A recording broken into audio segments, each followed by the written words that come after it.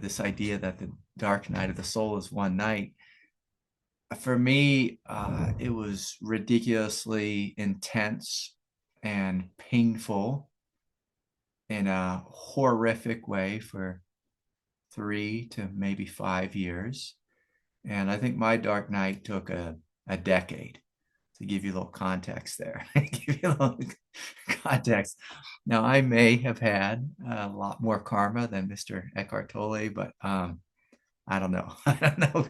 God put me through the ringer, and it was, just every day I had to rely upon my faith for my survival every day.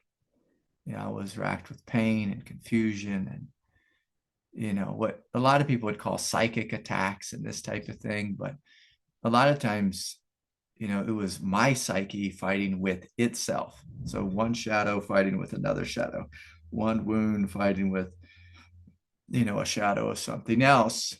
And, all the while, it just felt like God had me in a giant pressure cooker and I was going to explode. And I'd be curled up in the fetal position, most days, most days.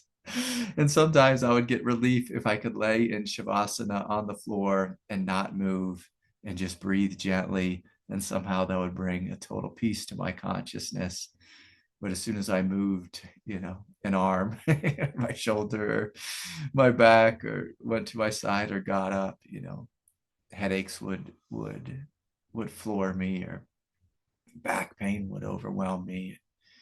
It was quite neurotic. It was quite, debilitating in every possible way. The thing that I held on to was, again, the teaching that I offer today was, your faith will make you well. Your faith will make you well. And there was just this sense of knowing God is cooking me, but, eventually, I'll be taken out of the pressure cooker. Eventually, I'll be taken out. And just like if anyone's ever worked with bread before, it's like you have flour and yeast and salt and a little bit of water. And, you mix it together and knead it. And, sometimes you're beating it, down and flipping it over and folding it one way or another. You throw that thing into the oven, and then all of a sudden it turns into something different.